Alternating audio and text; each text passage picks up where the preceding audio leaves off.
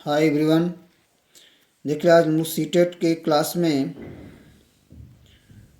पर्यावरण के बारे में जान रहे हैं। कुछ क्वेश्चन आप लोग को बहुत से क्वेश्चन मिलेंगे पर्यावरण में। सीटेट 2016 का पेपर है ये। देखिए आप लोग को बहुत बेहतरीन समझ में आएगा। और मेरे चैनल पर आप नए हैं तो सब्सक्राइब करें, सपोर्ट करें थोड़ा। और अधिक चैनल को तो देखते ही हैं, लेकिन मुझे भी साथ में सपोर्ट करें। और देखें, प्रश्न तो बहुत अच्छे अच्छे मिलेंगे जो पेपर में आए हुए हैं, इसमें नहीं कमी है। बस यही है कि थोड़ा क्वालिटी और अंदाज अलग है। तो देखिए, यह पर्यावरण केंद्रीय शिक्षक पात्रता परीक्षा सितंबर 2016 का पर्यावरण अध्ययन 1 से लेके 5 तक का है, जिसको व्याख्या सहित प्रश्न पत्र हल किया जाएगा। तो देखिए, पहला क्वेश्चन है कि नीचे दिए गए जीवों के समूह में से किनकी दृष्टि श्रेष्ठ होती है तथा वे मनुष्यों की तुलना में 4 गुना अधिक दूरी तक देख सकते हैं। तो इसका हम लोग याद रखें, चील, गरुड़ और गिद्ध जो हैं, यहाँ पर आपको नीचे विस्तार से बताया भी गया है, 4 गुना मनुष्य से अधिक देख सकते हैं। दूसरा प्रश्न है कि नीचे दिए गए खेती करने के विवरण को पढ़िए और इस ढंग की पहचान कीजिए। यह प्रश्न प्रत्येक बार सीटेट में पूछा जाता है, चाहे प्राइमरी हो या मिडिल। हाँ, मिडिल में तो नहीं आता है, लेकिन इसमें बात करें तो प्राइमरी में ये हर साल पर्यावरण में पूछा जाता है कि एक फसल को काटने के पश्चात खेत को कुछ वर्षों के लिए खाली छोड़ दिया जाता है, उसमें कुछ भी नहीं उगाया जाता। इस भूमि में बांस तथा अन्य खरपतवार भी उग जाता है, उन्हें उखाड़ा नहीं जाता, काटकर जला दिया जाता है। यह राख भूमि को उर्वर बनाती है। जब यह भूमि खेती के लिए तैयार हो जाती है तब उसे हल्का सा खोदा जाता है, भूमि को जोता नहीं जाता, उस पर बीज छिड़क दिए जाते हैं। यह झूम खेती कहलाती है। कौन खेती कहलाती है? झूम खेती, जो पहाड़ों पर होती है। तो इस तरह से आप लोग इसको जानते हैं कि झूम खेती क्या है। आगे देखिए, नंबर 3, जब कोई सपेरा अपने वाद्य यंत्र बीन को बजाता है तो सांप उसकी ध्वनि पर उसके सिर को इधर उधर घुमाता है। आपके विचार से सांप वाद्य यंत्र के प्रति अनुक्रिया कैसे करता है? इसका जवाब है बी वाला, कि उस वाद्य यंत्र द्वारा उत्पन्न कंपनों के प्रति अनुक्रिया करता है। मतलब वह तरंगों को ध्यान से सुनता है और जैसे जैसे तरंग कम बेसी होती है उस तरह से वो सब उधर उधर मुंह घुमाता है। अगला है चौथा, परिवार एक इकाई होता है, उसमें माँ, पिता और उनके 2 बच्चे होते हैं। कथन की पुष्टि कीजिए। देखिए, परिवार कई इकाई होते हैं, जिसमें माता पिता और चाचा चाची, मतलब कई प्रकार के परिवार की इकाई है। तो इसमें केवल एक प्रकार की इकाई बताया गया है, जिसको हम लोग यहाँ देखें कि सही, हमारा विकल्प सी सही है। कि सही नहीं है, क्योंकि परिवार कई प्रकार के होते हैं तथा परिवार को एक ही प्रकार से वर्गीकृत नहीं किया जा सकता। ठीक है, हमारा विकल्प सी सही है। अगला है, मानव के पेट में आमाशय रस की प्रकृति होती है और वह भोजन के पाचन में सहायता करता है। तो हम जानते हैं कि हमारे पेट में अम्लिक प्रकृति होती है। मानव के पेट में जो अम्ल बनता है वो अम्लीय प्रकृति का होता है, जो भी रस बनता है। ठीक है, जिसको हम आमाशयी रस कहते हैं। तो यह रस भोजन को पकाने के काम आता है। इस सेशन में आप लोग को मज़ा आएगा, क्योंकि मैं लगातार प्रश्न बता रहा हूँ आप लोग को। देखिए, तो अम्लीय और क्षारीय जान लें कि जैसे हम लोग मान लें 0 है, और अगर प्लस के साइड बढ़ते हैं 7, 0 से 7 तक जाएंगे। ठीक, 0 से 7 तक होगा तो क्षारीय होगा, और 7 से अधिक होगा तो क्या होगा? 0, और ये 14, और इधर इधर 7 कर लीजिए इसको, और यहाँ 0 कर लीजिए। तो 0 से 7 तक क्षारीय और 7 से 14 तक क्या होगा? अम्लीय होगा। तो इस तरह से अम्ल 7 से अधिक पीएच मान होगा तो अम्लीय होगा। तो हमारे पेट में क्या बनता है? अम्लीय बनता है। अगला देखिए प्रश्न कि कक्षा 3 के एक शिक्षक ने अपने बच्चों को निम्नलिखित पेड़ पौधों की पत्तियों को विभिन्न वर्गों में वर्गीकृत करने का करने को कहा, जैसे नींबू, आम, तुलसी, पुदीना, केला आदि।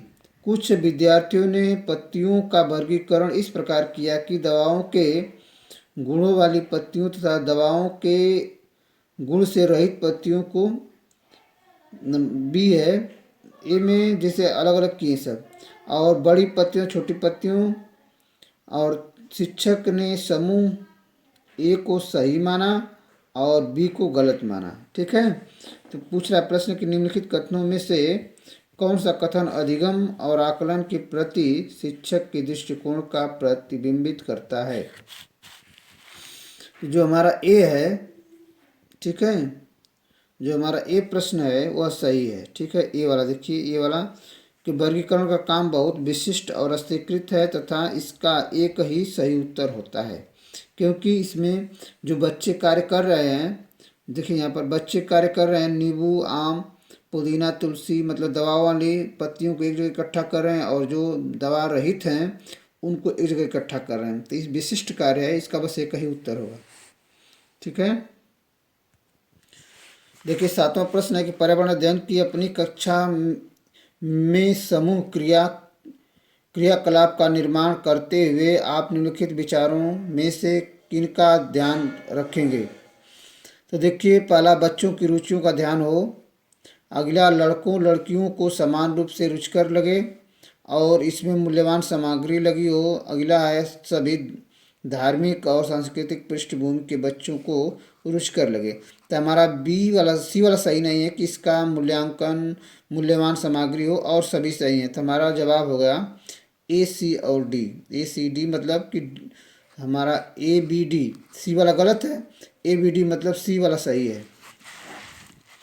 अगला है कि निम्नलिखित सभी कथन पर्यावरण अध्ययन में सामूहिक रूप से क्रियाकलापों में संलग्न शिक्षकों और विद्यार्थियों के पक्ष में तर्क प्रस्तुत करते हैं। केवल एक कथन छोड़कर उस कथन कौन सा है, मतलब एक कथन सही है और कथन क्या है, गलत है। तो देखिए, डी वाला हमारा विकल्प सही है। इसमें पढ़ के पहले देख लें, प्रमाणों के समर्थन में बच्चों को अपनी क्षमता से अधिक ज्ञान के निर्माण में सहायता मिल सकती है। अगला है बच्चे परस्पर सामंजस्य और सहयोग करना सीखते हैं। बच्चे दूसरे बच्चों से बात कर बहस करने से अधिक सीखते हैं। और डी, समूह क्रियाकलापों की वजह से बच्चे अंक उपलब्धि में अच्छा सुधार प्रदर्शित कर सकते हैं। तो यह हमारा विकल्प नंबर डी सही है। अगला देखेंगे 9 नंबर, समूह कार्य में पर्यावरण अध्ययन कर रहे बच्चों की सामाजिक वैयक्तिक विशेषताओं के आकलन के लिए निम्नलिखित में से कौन सा उपकरण सर्वाधिक उपयुक्त होगा। तो हमारा विकल्प बी सही है, दत्त कार्य। दत्त कार्य में बच्चे क्या करते हैं, सामूहिक कार्य में पर्यावरण अध्ययन कर रहे बच्चों की सामाजिक वैयक्तिक विशेषताओं के आकलन के लिए दत्त कार्य सबसे उपयुक्त है, क्योंकि दल कार्य में बच्चे स्वतंत्र वातावरण में अध्ययन करते हैं जिस पर किसी शिक्षक या अन्य बाह्य कारकों का दबाव नगण्य होता है। इस प्रकार के अध्ययन में शिक्षार्थी अपने भावनाओं, विचारों, कल्पनाओं आदि का स्वतंत्रता पूर्वक व्यक्त कर सकते हैं, जिससे उनके सामाजिक वैयक्तिक विशेषताओं का आकलन आसानी से हो सकता है। तो समूह कार्य में बच्चे आसानी से आपस में सीखते हैं, बात करते हैं, सहयोग प्रदान करते हैं, इस तरह से कार्य करते हैं। तो दत्त कार्य हमारा सही है। अगला प्रश्न है कि नीचे पौधों के बारे में बच्चों के कुछ सहानुभूति विचार दिए गए, इनमें से कौन सा विचार वैज्ञानिक दृष्टि से ठीक है। देखिए, पहला है घास पौधा नहीं है, कुछ सब्जियां फल होती हैं, बीज किसी पौधे का हिस्सा नहीं है, गाजर और बंद गोभी पौधे नहीं हैं। तो हमारा विकल्प बी सही है कि कुछ सब्जियां फल होती हैं। ठीक है, इसका यहाँ पर देखिए आपको बताया गया है, देख लीजिए। अगला प्रश्न है, कक्षा 6 की एक शिक्षिका ने अपने शिक्षार्थियों से कहा, कुछ वयोवृद्ध लोगों से यह प्रश्न पूछिए कि जब वे जवान थे तो क्या उन्होंने कुछ ऐसे पौधे देखे जो आजकल नहीं दिखाई देते। उपयुक्त प्रश्न के पूछे जाने पर निम्नलिखित में से किस कौशल के आकलन की संभावना नहीं है। तो देखिए, इसमें हम प्रयोग नहीं कर पाएंगे, चर्चा कर सकते हैं, प्रश्न पूछ सकते हैं और व्यक्ति हो सकती है। ठीक है, तो प्रयोग नहीं कर पाएंगे। अगला है 12 नंबर। एक शिक्षक प्रत्येक बच्चे को अपने घरों की रद्दी सामग्री से कुछ उपयोगी वस्तु बनाने को कहता है। शिक्षक का शैक्षिक अभिप्राय नहीं है। तो देखिए, इसमें हम क्या कर सकते हैं। बच्चों में पुनर्चक्रण, पुनः प्रयोग और रूपांतरण को समझने देना, मतलब यह बहुत सही है। और अगला, कूड़े से बनी श्रेष्ठ वस्तुओं को प्रदर्शनी आयोजित करना।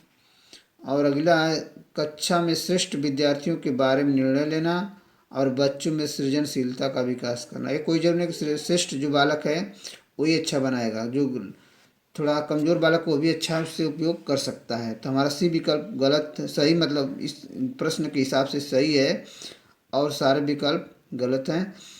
जो इसमें पूछ रहा है कि नहीं, नहीं पर थोड़ा ध्यान दें, नहीं पूछ रहा है ना श्रेष्ठ विद्यार्थी के बारे में निर्णय करना, यह गलत है। अगला है, निम्नलिखित प्रश्नों को पढ़िए। ए, मैंने क्रियाकलाप की योजना कितनी अच्छी बनाई। मैंने योजना का अनुसरण कितना अच्छा किया। मेरी शक्तियाँ क्या थी। मुझे सचमुच कठिन क्या लगा। तो देखिए, इन प्रश्नों को पढ़कर के आप ऊपर दिए गए 4 प्रकार के प्रश्नों के उत्तरों में होगा। शिक्षकों का स्व आकलन, बच्चों और शिक्षकों दोनों का स्व आकलन, शिक्षक द्वारा समग्र आकलन, बच्चों का स्व आकलन। इसमें डी वाला सही है कि बच्चों का स्व आकलन होगा। देखिए, समझाया गया है, इसको पढ़ के समझ सकते हैं। और अगला है कि पर्यावरण अध्ययन की पाठ्य पुस्तक में उपयुक्त भाषा कथा रूखी और बच्चों के द्वारा समझने में कठिन होनी चाहिए। परिभाषाओं पर बल देते हुए औपचारिक बनाई जानी चाहिए। अगला, तकनीकी और औपचारिक होनी चाहिए। बच्चे की दिन प्रतिदिन की भाषा संबद्ध होनी चाहिए। और डी हमारा सही है कि बच्चे की दिन प्रतिदिन की भाषा से संबद्ध होना चाहिए, क्योंकि यह बालक समझ सके, ना कि ऐसी भाषा दे दें कि वो पढ़ ही नहीं सके तो क्या करेगा। ठीक है, देखिए अगला, एक शिक्षक अपने शिक्षार्थियों को विभिन्न वस्तुओं के चित्र देता है और उन पशुओं के रंग भरने को कहता है जो हमारे घरों में नहीं रहते। इस क्रियाकलाप का उद्देश्य क्या है। सृजनात्मकता का विकास करना, अवलोकन का विकास करना, वर्गीकरण कौशल का विकास करना, डाटा संग्रह। तो डाटा संग्रह का इकट्ठा हो सकता है। अब वर्गीकरण कौशल का विकास नहीं हो पाएगा। ठीक है, तो हमारा विकल्प डी सही है। डाटा संग्रह का विकास नहीं हो पाएगा और सब हो सकता है तीनों का। तो हमारा विकल्प डी सही है, ABC। ठीक है, इस तरह से आज के प्रश्न इतना ही। अगले प्रश्न में टॉपिक में आप लोग को प्रश्न दूंगा। और तो आज के लिए बस इतना ही। मेरे चैनल पर नए तो सब्सक्राइब जरूर करें, लाइक करें चैनल को और अधिक दोस्तों में शेयर करें, जिससे उनका भी ये पेपर हल हो सके। Thank you.